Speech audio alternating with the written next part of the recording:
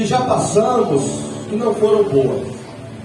Foram sofridas, foram cheias de muita dor, foram de muito sofrimento. E quando nós pensamos, não é bom. E nós, às vezes, estamos vivendo no tempo presente, irmãos, circunstâncias e situações que outrora já vivemos. Paramos e pensamos e já, às vezes, decretamos o fim. Por quê? Estamos vivendo no tempo presente um acontecimento parecido do que aconteceu no passado. Uma situação que nós passamos, vivemos e nós já sabemos o fim dela. Por quê? Porque nós já passamos. Às vezes nós até dizemos assim, Ronaldo, vai ser dessa forma. Eu já conheço. Eu já passei por isso, irmã Liane. Eu sei qual é o fim. E, irmãos, existe situações que nós já vivemos no passado, de dor, de sofrimento, que nós passamos no presente, só que o fim, irmãos, não vai ser o mesmo, porque existem duas coisas, veredas, diferentes. Uma coisa é que passamos experiências sofridas e dolorosas, e passamos até ser derrotados por circunstâncias, porque passamos porque estávamos longe de Deus. Passamos e o fim foi esse, porque não teve uma intervenção divina. Só que o fato de termos essas experiências no passado, de perda, de sofrimento, experiências e momentos sofridos, irmãos, não determina que o fim dessa circunstância vai ser a mesma. Sabe por quê? Porque agora vai ser diferente. Agora estamos na presença de Deus. Agora servimos a um Deus que pode intervir ao nosso favor. E o fim não será o mesmo, diz o Senhor. Ele vai intervir, Ele vai agir. Quando eu começo a falar sobre isso, meus amados irmãos, nos deparamos com a história dessa viúva de Naim. Nós vamos meditar nesta passagem. Nós vamos tentar entender o que Deus tem a falar conosco nesta noite. O versículo começa a dizer, no versículo 11, dizendo assim, a passagem começa dizendo no versículo 11, e aconteceu pouco depois que ele, a cidade chamada Naim. Preste atenção que começa a dizer a história, e aconteceu pouco depois que ele, a cidade chamada Naim. Isso fala de quê? Pouco depois de quê? Pouco depois de Jesus chegar e operar um milagre extraordinário. Um milagre aonde ele não colocou as suas mãos sobre o doente. Um milagre onde ele não ungiu o enfermo com óleo. Ele só falou a quilômetros de distância para que o doente ficasse curado e o doente ficou sarado. E a pessoa que estava doente fisicamente também estava atormentado espiritualmente. Mas quando Jesus liberou a sua palavra a quilômetros de distância, o doente ficou curado e o atormentado ficou aliviado. Então o texto começa a dizer sobre isso. Depois, poucos dias, e aconteceu poucos dias depois, que ele já estava operando, que ele já estava abençoando, que ele já estava curando, que ele já estava libertando, que ele já estava sarando. Ele agora foi para uma cidade chamada Naim. Quando eu leio isso, eu fico a pensar que o Senhor Jesus verdadeiramente é um exemplo de uma vida de atividade, de ação. O Senhor Jesus é um exemplo de movimentação, de vigor, de dinamismo, irmãos. Ele estava lá, já havia feito aquele sinal, aquela maravilha, mas ele não ficou naquele lugar. Ele partiu para a cidade de Naim. Fazer o quê? Fazer a obra de Deus.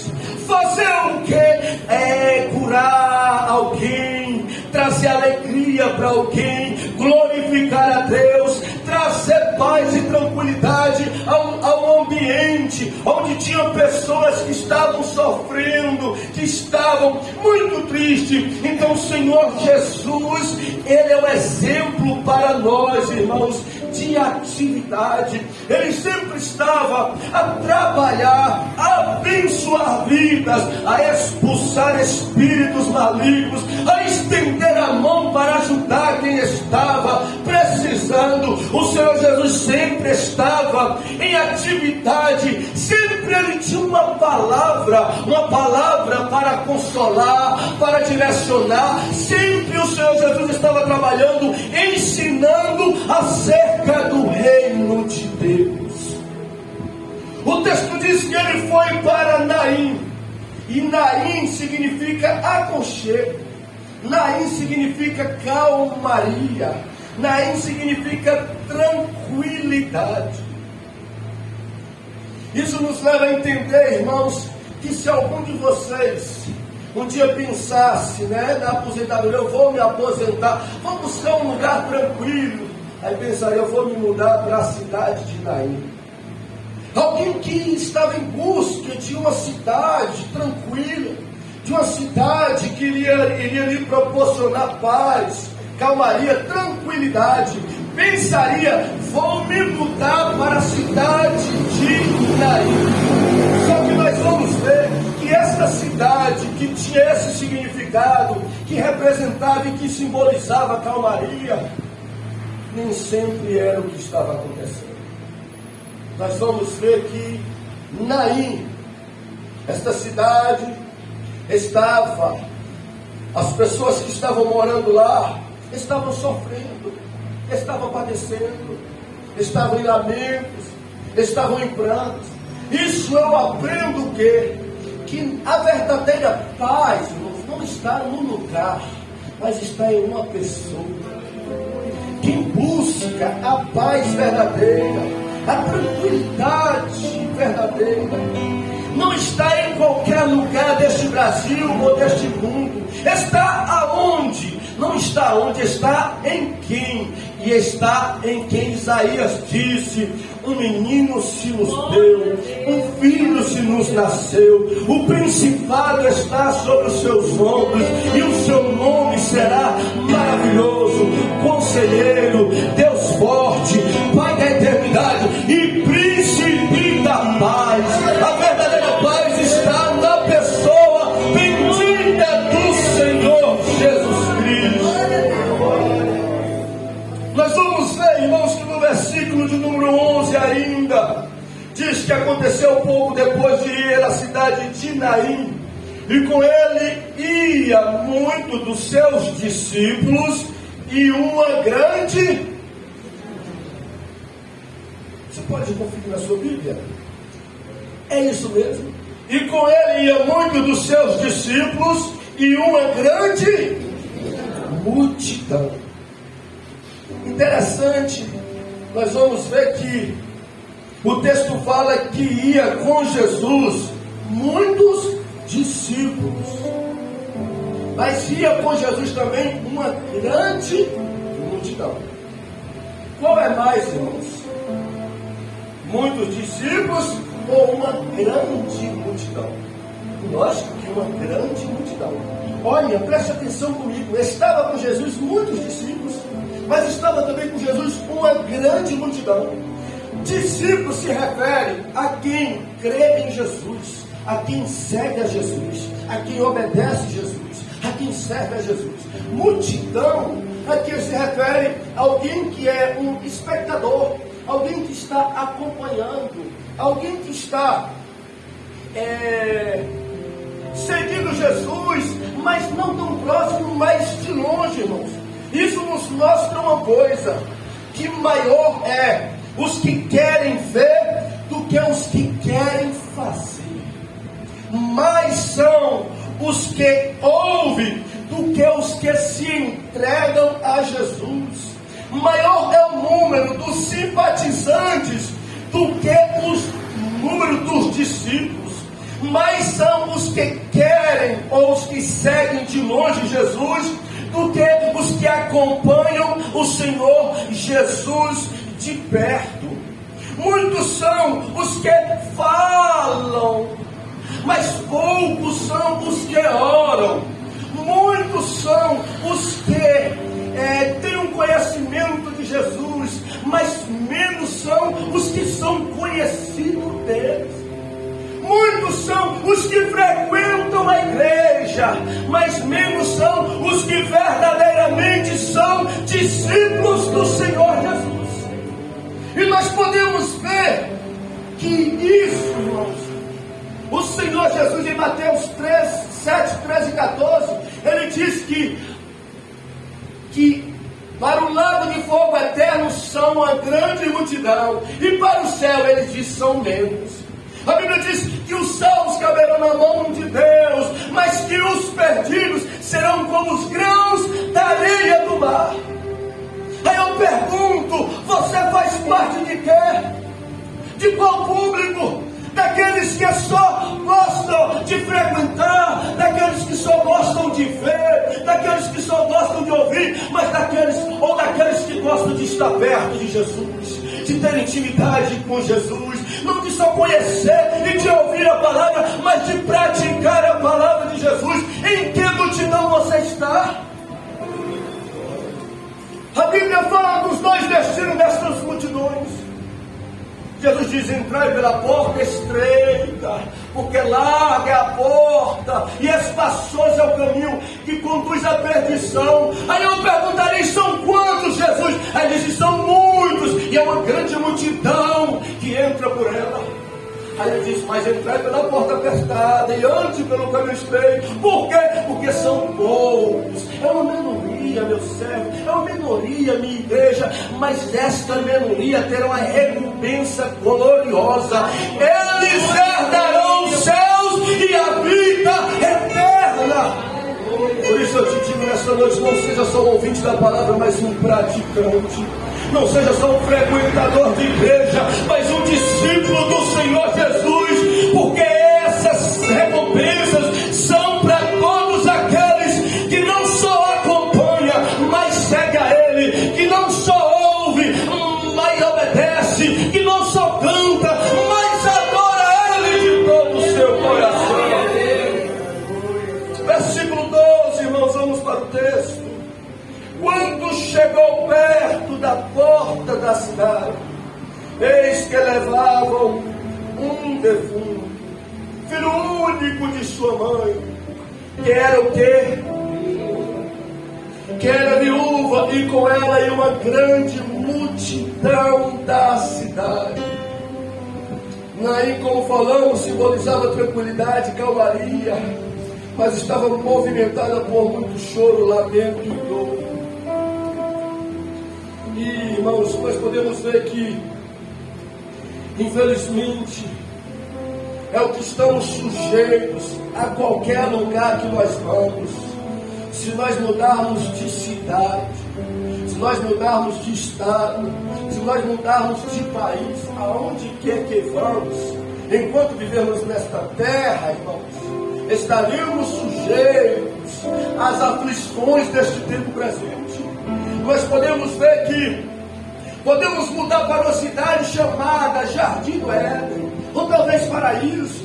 Não pense que para lá não tem morte, não tem choro, não tem lamento, não tem problema, não tem dor, porque tem, irmãos. O lugar que não vai ter, irmão, se quisermos mudar, é para os céus da glória.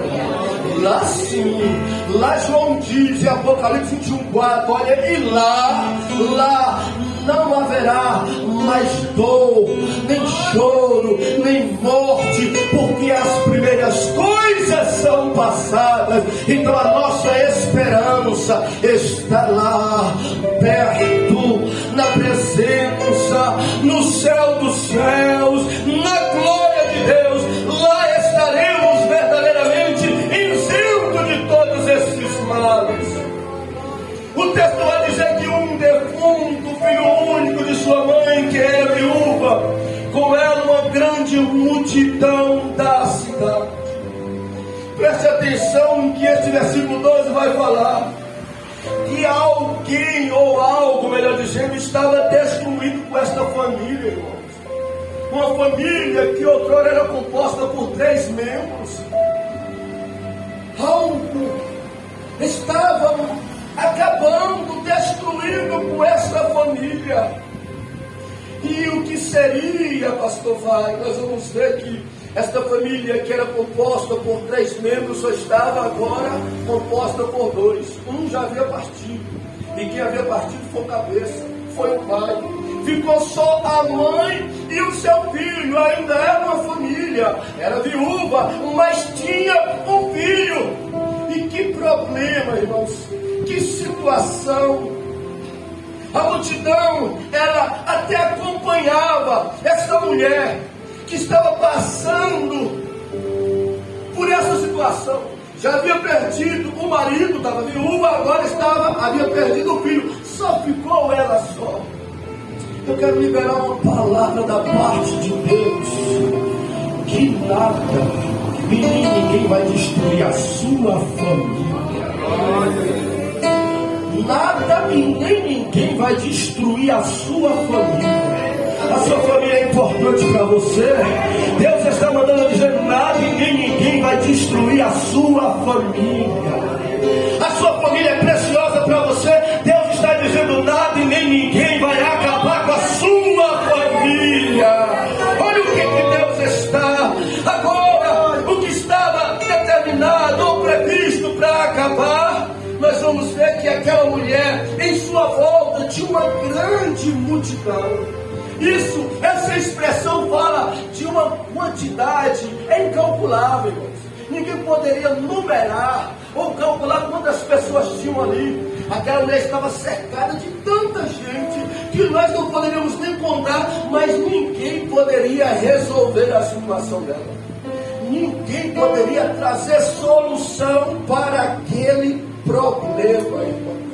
Cercado de gente, cercado de pessoas estavam aquela viúva, mas ninguém poderia trazer ou fazer para ela ou com ela o que ela precisaria naquele momento. Irmãos, tem um momento, vou dizer, seus filhos podem ser numerosos, sua parentela pode ser incontável, você pode ter muitos amigos, mas tem coisa que é só Jesus para fazer. Tem coisa que só Jesus faz das nossas vidas, irmão. Podemos ter ou ter bastantes amigos, bastante influência, mas chega a circunstância, situação que ninguém pode fazer, só vai nos acompanhar, só vai nos falar palavras, irmãos, mas não vai ter atitudes para resolver as coisas. Mas andar com Jesus é diferente. É por isso que eu abro para te dizer que não abra mão da presença de Jesus.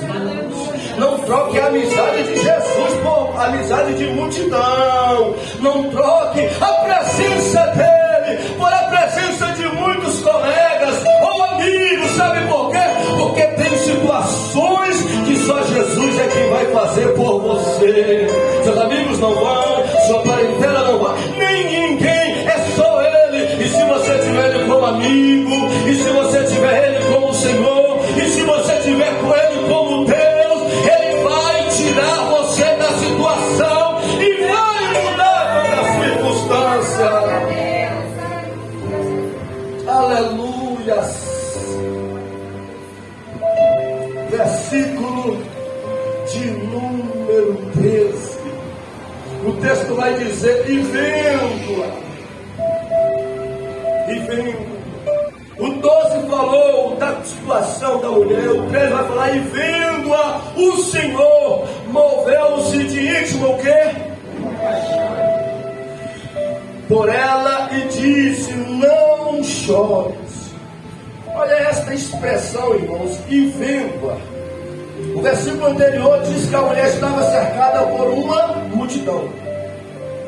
Ou melhor dizendo, vou aumentar, porque o texto diz, por uma grande multidão. É mais que uma multidão, uma grande multidão. Aquela mulher que estava cercada de uma grande multidão, irmãos. Talvez se eu e você estivéssemos passando, a gente talvez não iríamos enxergar aquela mulher. Só que aquela mulher, no meio de uma grande multidão, o texto fala, Jesus viu ela. Ela estava cercada de galera, mas Jesus viu ela. Ela estava tomada de pessoas em sua volta, mas Jesus a enxergou.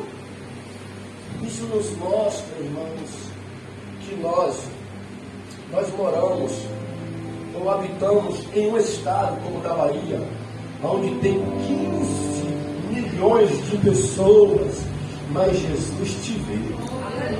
Nós moramos em um país onde existe em torno de 200 milhões de pessoas, mas Jesus te conhece. Nós moramos em um mundo que existe 8 bilhões de pessoas, e o Senhor Jesus, Ele te vê, Ele nos vê, mesmo neste mundo repleto de tantas pessoas.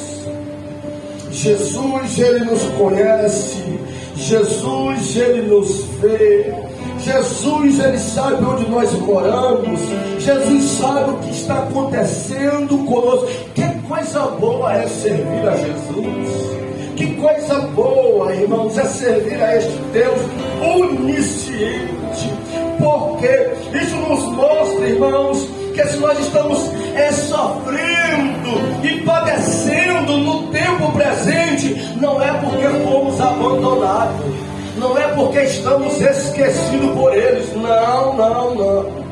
Se você está passando por um momento difícil, por um momento sofrido, não pense isso, eu estou abandonado, eu estou esquecido. Deus não está me vendo, porque Deus te vê, Deus te conhece, sabe tudo que você está passando, e se não ainda resolveu, é porque tem um propósito que você está passando. Não é por abandono, não é por abandono. Você não está abandonado, você não está desamparado pelo seu Deus, você não está, não.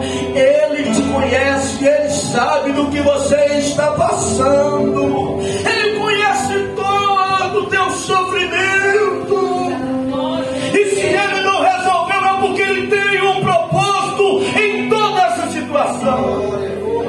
Então confia nele, Ele não abandona os seus. Se tem uma coisa que esse Deus faz, é não deixar os seus na mão, é não esquecer do seu povo, é não abandonar o seu povo. Ele cuida, Ele conhece, Ele sabe cada um de nós, irmãos. Ele ouve as nossas orações, Ele contempla os louvores que saem dos nossos lábios, Ele vê todo o trabalho que fazemos na sua obra, Ele contempla cada contribuição. Então confie e descanse. Se Ele não interviu, isso não significa que Ele não vai intervir. Talvez esta palavra é para você, e hoje Deus está dizendo: tudo que você passou, meu servo e minha serva, foi um propósito meu, foi uma preparação minha. Eu te coloquei na minha faculdade para te preparar, para te tornar melhor, e hoje eu vou intervir nesta situação, como eu intervim na vida da viúva. Essa palavra pode ser para eu não duvido que Deus hoje coloca um fim em situações, em vida, em circunstâncias de pessoas que estão sofrendo, padecendo, e Deus dará alegria novamente. O texto vai dizer que ele viu, primeiro viu, e o Senhor moveu-se de íntima compaixão. Ter compaixão é ter piedade, é ter dom, é se condoer, é ter empatia pelo próximo, irmãos. Se tem uma coisa que Deus, irmãos, Ele não se alegra com o nosso sofrimento. Se tem uma coisa, não, Ele se compadece com o sofrimento do seu povo. Jesus olhou para aquela viúva e Ele teve compaixão. Ele se condoeu com a situação daquela mulher, com o choro daquela mulher, com o sofrimento daquela mulher.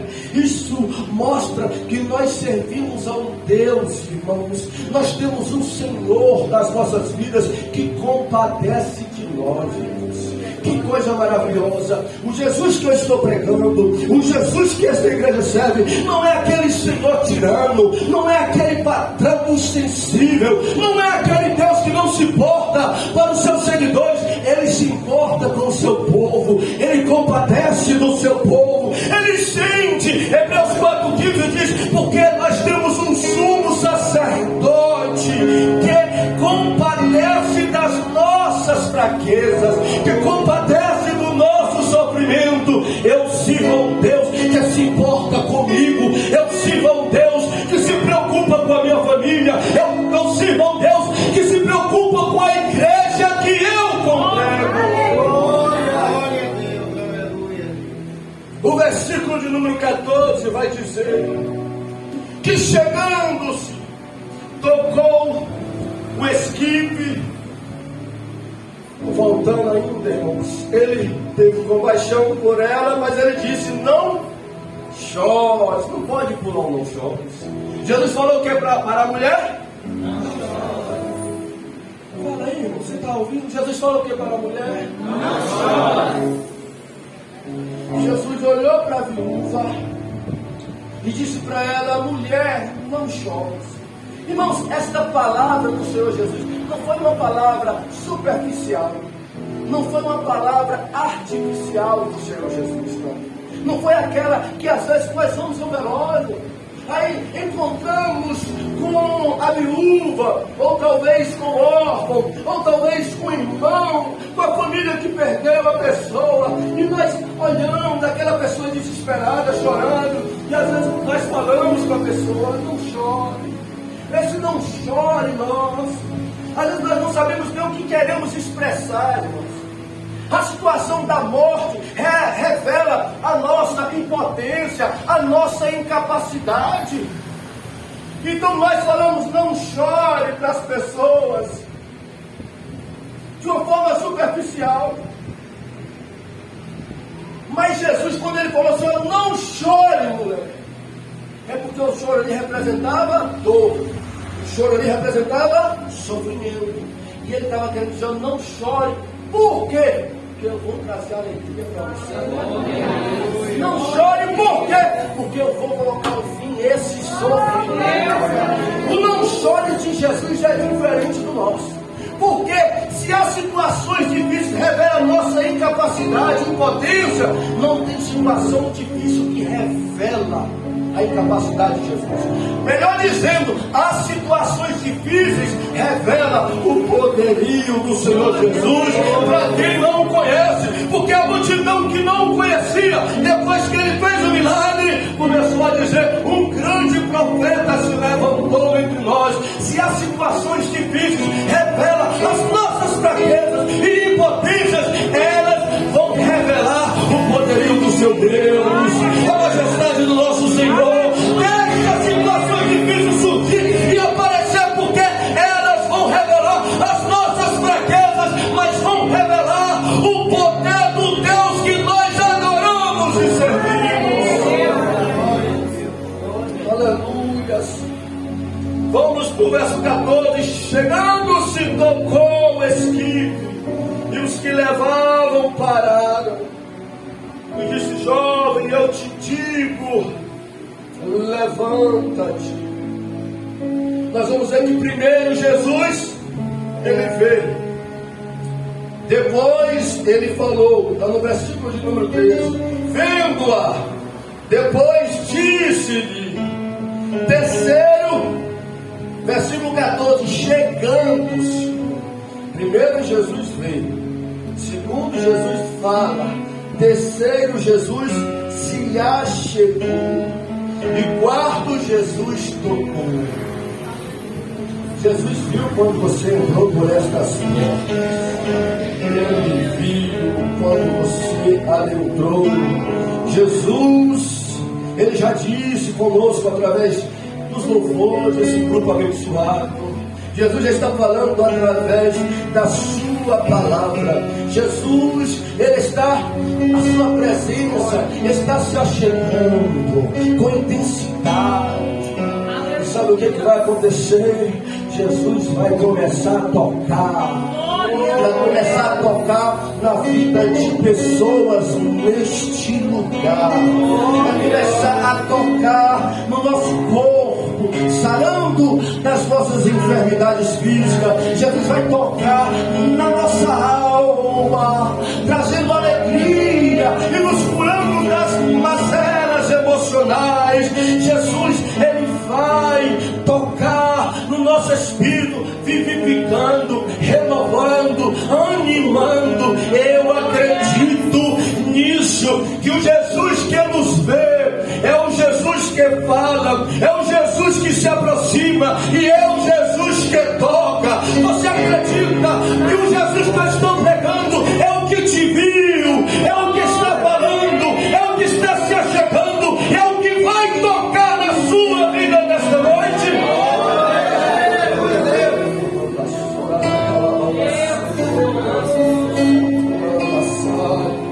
Nós vamos ver que o Senhor Jesus, Ele se achegou, tocou. Por quê? Porque Ele falou para a mulher: não chores. Mas as pessoas que estavam conduzindo o morto defunto, levando no caixão, na maca, como espíritos, não parou. Eles continuou carregando o defunto. Jesus falou para a mulher: não chores. O não chore, nós entendemos que não foi superficial. Foi um não chore dizendo: eu vou acabar com o seu sofrimento, eu vou acabar com a sua dor. Não chore. Mas os que estavam levando não entenderam, estavam conduzindo o defunto para o sepulcro. Aí Jesus foi e tocou o espírito. Quando Jesus tocou, o texto vai dizer que eles pararam. Às vezes, irmãos, tem hora que é preciso pararmos para contemplar as maravilhas de Deus. Nós vivemos em um mundo tão corrido, irmãos. É tanta coisa, é tantos negócios, é tantas informações, cercado de tantas pessoas, tantos afazeres. Tem hora que, se nós queremos contemplar as maravilhas de Deus, é preciso parar. Desejamos de fato ver o que Jesus vai fazer na vida das pessoas e nas nossas vidas, vamos participar. Nós precisamos parar para contemplar. E Jesus tocou e eles pararam. E o Senhor Jesus diz: eu te digo, levanta-te. Olha que interessante, Jesus não falou uns apressados, mas falou com o outro. Jesus não falou para quem não tinha tempo para Ele, para quem não entendia Ele, para quem não parava para Ele, mas Jesus falou com quem estava morto.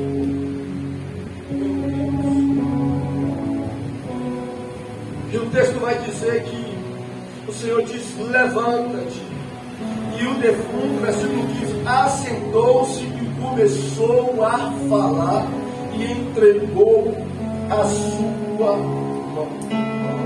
Irmãos, existem situações, como falamos no princípio, problemas, irmãos, que nós precisamos resolver. E o problema daquela viúva, ninguém poderia resolver. Ninguém poderia resolver, tão somente Jesus. E isso aconteceu com Josué. Tem Josué capítulo 7, a Bíblia vai falar que Josué estava orando, falando: Deus, eu estou com um problema, Deus. Eu estou com uma situação aqui. E começou a orar, passou o tempo na oração, falando para Deus. Sabe o que Deus disse com Josué? Levanta, Josué, para de orar. Porque aquele problema, quem tinha que resolver era Josué. Irmãos, tem problema, irmãos. Por que orar? Porque às vezes na oração nós queremos que Deus faça, a oração vai nos levar, nos comunicar, dialogar com Deus. Então, através da oração, nós vamos pedir a Deus para fazer o que nós devemos fazer. Deus falou para Josué: levanta Josué da oração. Olha Deus falando: levanta Josué da oração. Por quê? Porque esse problema que tem que resolver é você, Josué, não é eu não. Tem problema que é você, meu irmão, que tem que resolver. Tem problema, minha irmã, que é você que tem que se levantar para tomar atitude. Nós não podemos transferir para Deus o que Deus mandou para que nós fizéssemos, irmãos, porque não vai acontecer. Não vai acontecer. Josué poderia estar orando até hoje, não ia acontecer nada. Por que, Josué? Moço, eu estou orando aqui, já tem meses, já tem anos, por que não aconteceu, Josué? Eu não sei. Deus não está resolvendo, Deus não resolveu, sabe por quê, Josué? Porque esta situação é para que você resolva, Josué. Tem coisa, irmãos, que nós, eu como, pela vontade de Deus, pastor da igreja, tenho que tomar decisões. Você como pai de família tem que tomar decisões. Você como homem, como mulher, precisa tomar as decisões e fazer, porque Deus te deu autoridade para isso. Aí ficamos transferindo para Deus coisas que Deus quer que façamos. Em contrapartida, Josué capítulo de número 10 vai dizer agora que Josué está em uma situação. Josué estava em uma batalha, irmãos, e o tempo já iria acabar. E naquela época vocês sabem que eles não tinham recurso de hoje. Vocês sabem que eles não tinham, os recursos que temos para clarear a noite. Aí Josué viu que se parasse de lutar aquela guerra, ele não teria êxito. Aí Josué agora orou falando: Deus, eu estou com um problema, Deus. Qual é o problema, Josué? Eu estou lutando aqui, mas tem um problema, eu preciso de tempo para mim vencer esta guerra. E este tempo, Deus, eu preciso, na oração dele, porque ele não tinha o conhecimento que nós temos, ele disse assim: Deus, eu preciso que o Senhor pare o sol, eu quero que esse dia aí se prolongue, Deus, para que eu tenha tempo para vencer os meus inimigos. Aí Deus entrou. A Bíblia diz que não houve um dia como aquele até hoje. Deus parou a terra. Imagina aí, o sol ficou no mesmo lugar. E Josué foi lutando, até teve êxito. Aí Deus entrou no problema com a solução, porque Josué não podia parar a terra. Quem só pode parar é Deus. Aí o que é que nós aprendemos? As situações que você não pode resolver, que você está querendo resolver, aí você tem que orar e colocar nas mãos de Deus. Porque se você ficar tentando resolver o que você não pode resolver, você vai passar a vida toda e não vai ter êxito. Porque quem pode resolver este problema aí é Deus. Ele quer que você ore, Ele quer que você... O que foge do nosso alcance, devemos confiar nas mãos dEle. Devemos orar, reconhecer as nossas limitações e falar: Deus, agora não é comigo, Senhor. A Tua palavra me orienta o que eu devo fazer, mas a Tua palavra também me coloca no meu lugar. Eu não posso fazer isso. Milagre só quem faz é o Senhor. Para a terra só quem faz é o Senhor. Ressuscitar mortos, só quem faz é o Senhor. E o texto vai dizer que Jesus fez isso. Levanta-te. E o defunto se assentou e começou a falar e entregou a sua mão. Vocês lembram na introdução da mensagem? Aquela mulher já percorreu por aquele caminho. Vocês lembram que eu falei? Tem coisas, irmãos, que nós já passamos, experiências que nós já tivemos, que nós já conhecemos o fim. Nós já sabemos da situação, nós já passamos por isso. Foi sofrimento lá no velório, foi choro no percurso, no enterro, e foi choro no sepultamento.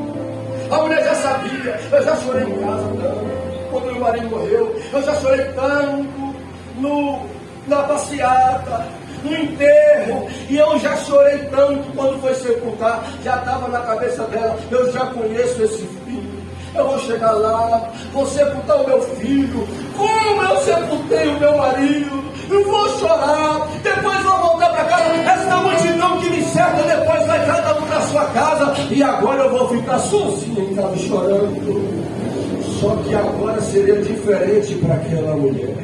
Agora haveria uma intervenção divina para aquela situação.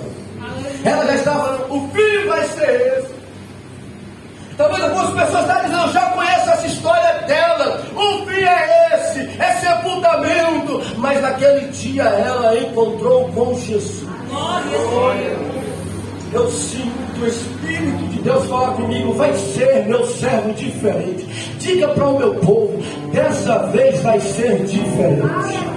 Deus está dizendo para você: dessa vez vai ser diferente. Dessa vez eu vou intervir em teu favor. Dessa vez eu vou agir. Eu vou mudar. Eu vou confundir quem está dizendo. Vai ser assim. Vai ser um final de perca. Vai ser um final de vergonha. Vai ser um final de destruição. Jesus está dizendo: eu vou intervir. Eu vou intervir na sua vida. E o final vai ser diferente.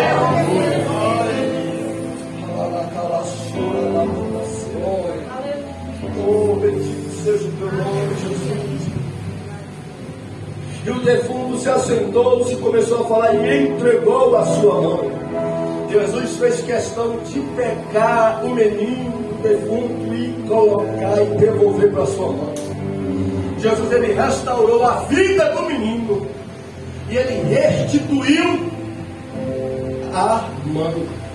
Restaurou a vida do jovem, mas restituiu a vida da mãe.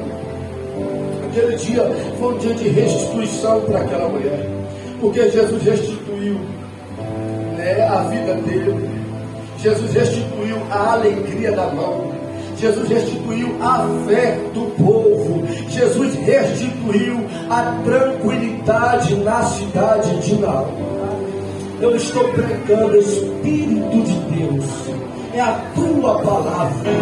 E quem crê em restituição, levante a mão, porque eu, como discípulo de Jesus, eu profetizo a restituição sobre a tua vida.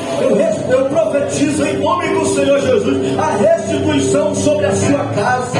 Eu profetizo em nome do Senhor Jesus a restituição da tua fé. Eu profetizo em nome do Senhor Jesus a restituição da paz, da tranquilidade, da tua família, do teu lar, da tua cidade, da escola dos teus filhos. Em nome do Senhor Jesus vai haver restituição, diz o Senhor. E todos se apoderaram, o temor e glorificavam a Deus. Versículo 16. Os feitos e maravilhas do Senhor gerou um respeito, irmãos, um temor do povo, e começaram a glorificar a Deus. E isso, irmãos, deve ser de fato gerado no coração de todos aqueles que ouvem e que contemplam as maravilhas de Deus. Quando Deus faz maravilhas, irmãos, Ele espera que no nosso coração gera respeito a respeito da pessoa dele.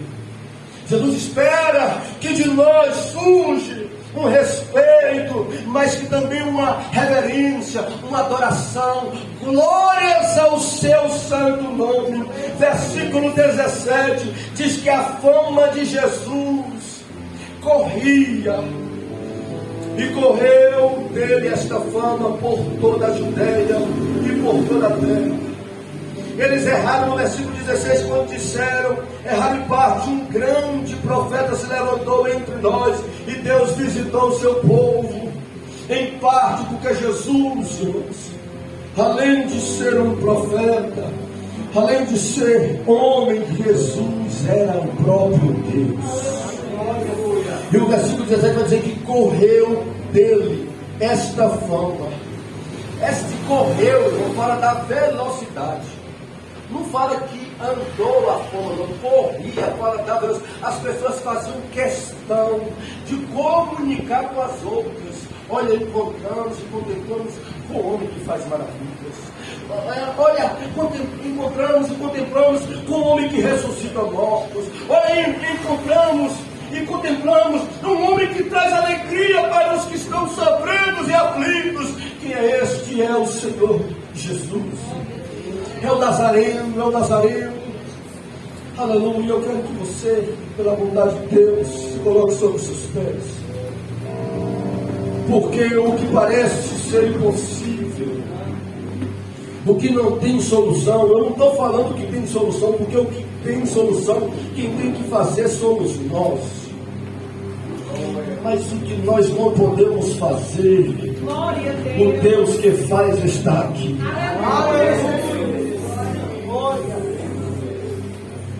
Eu queria que você fechasse os seus olhos em nome de Jesus Cristo, que orasse e conversasse com Ele. Talvez tenha algum problema aí que está te incomodando, que está fora do teu alcance. E nossos problemas são para ser resolvidos. Problemas são para ser resolvidos. E se você está passando por um problema, resolva. Se está na tua capacidade, se está na sua condição, resolva. Mas nesta noite Deus está dizendo o que foge de você. O que você não pode, eu posso, eu faço.